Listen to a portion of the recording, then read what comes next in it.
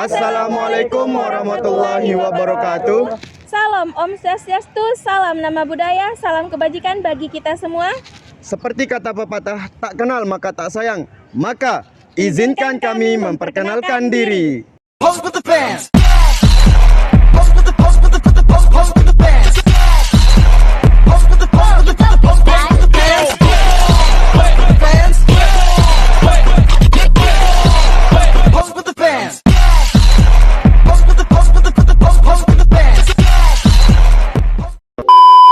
Perlu teman-teman ketahui apa sih itu konservasi tanah dan air? Jadi, secara umum, konservasi tanah dan air adalah upaya melestarikan dan menjaga kualitas serta kuantitas tanah dari air agar tetap subur, produktif, dan berkelanjutan di masa kini dan masa mendatang. Nah, kelompok kami itu ingin melakukan filtrasi air limbah. Kenapa sih ambil filtrasi air limbah? Ayo sini. Jadi gini filtrasi air limbah dalam pertanian itu penting untuk melindungi lingkungan dan mengurangi pencemaran air, menjaga kesehatan tanaman dan ternak dengan menghilangkan patogen dan kontaminan berbahaya, meningkatkan kesuburan tanah dengan mengelola kadar garam dan mineral, serta menghemat sumber daya air dengan memungkinkan penggunaan air limbah kembali dengan benar. Jadi gitu. Oh, jadi gitu ya. Iya. Yuk saksikan proses pembuatan filtrasi air limbah.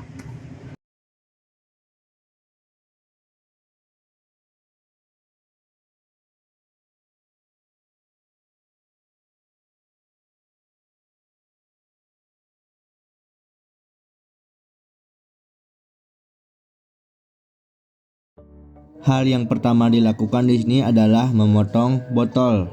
Di sini kita bisa memotongnya menggunakan gunting ataupun cutter di bagian bawah botol tersebut.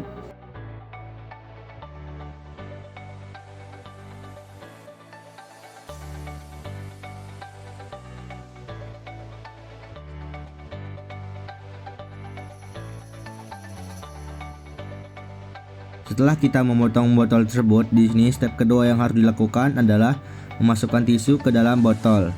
Kita bisa memasukkan sesuai yang kita inginkan ya.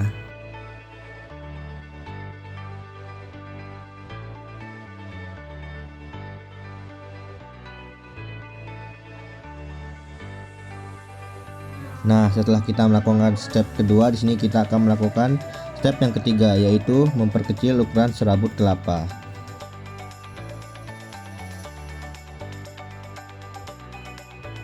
Nah, kenapa kita melakukan pengecilan terhadap serabut kelapa tersebut adalah supaya airnya tidak terlalu lama mengendap di serabut kelapanya.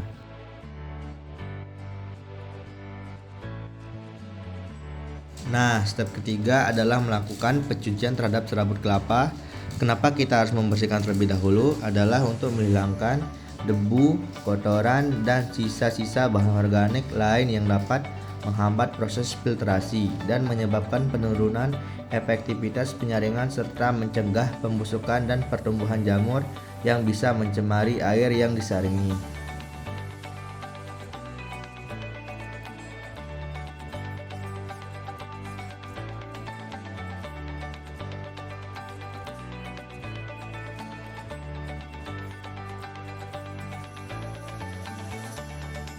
Setelah dicuci, saya melakukan pengecilan ukuran lagi supaya mempermudah proses penyaringan.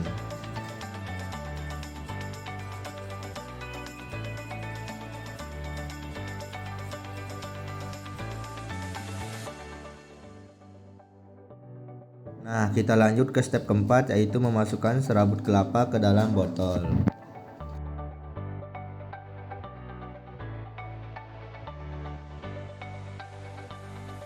Step kelima, di sini kita mencuci kerikil terlebih dahulu. Pembersihan kerikil dalam penyaringan air limbah penting karena akumulasi kotoran dan sedimen yang terperangkap di antara kerikil dapat menyumbat pori-pori filter, mengurangi laju aliran air, dan menurunkan efektivitas penyaringan secara keseluruhan.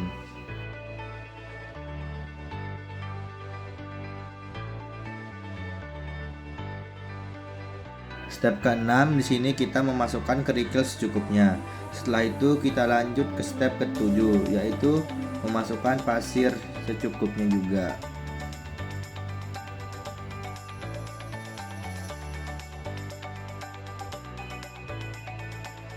Setelah kita memasukkan pasir, di sini kita lanjut ke step 8, yaitu memasukkan kembali tisu di bagian paling atas. Kita memasukkan secukupnya saja.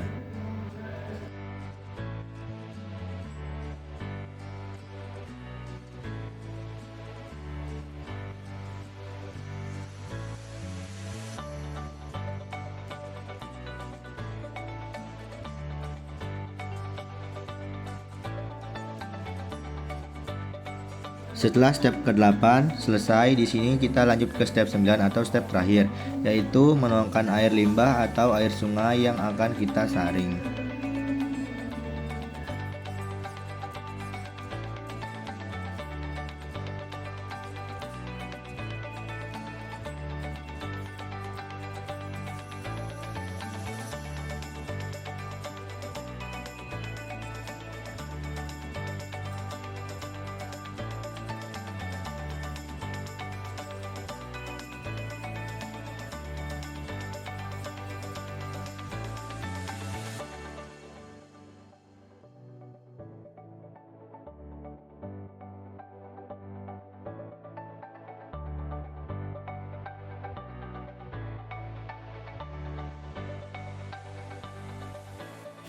Yang atas jadi bawah, yang bawah jadi atas.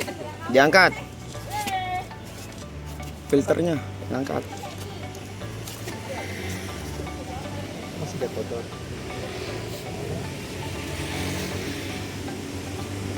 Ada warnanya cantik sekarang menjadi es teh kayak dulu itu, Cok. Jadi es teh dia.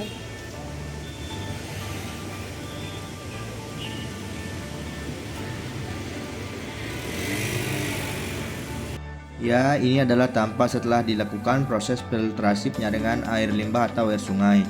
Di sini kita dapat melihat jelas perbedaan dari kedua air tersebut. Yang satunya keruh dan yang satunya bersih.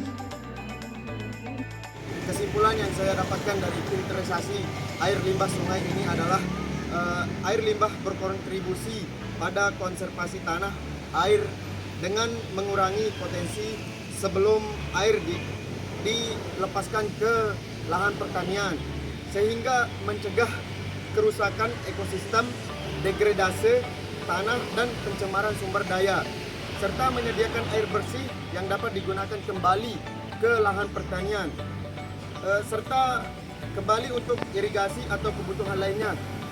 Dan perlu berhati-hati dalam penggunaan air lahan untuk irigasi karena potensi akuntansi logam berat, sehingga perlu berhati-hati dalam penggunaan air karena air sangat cepat terserap oleh aliran kimiawi dan industri-industri lainnya.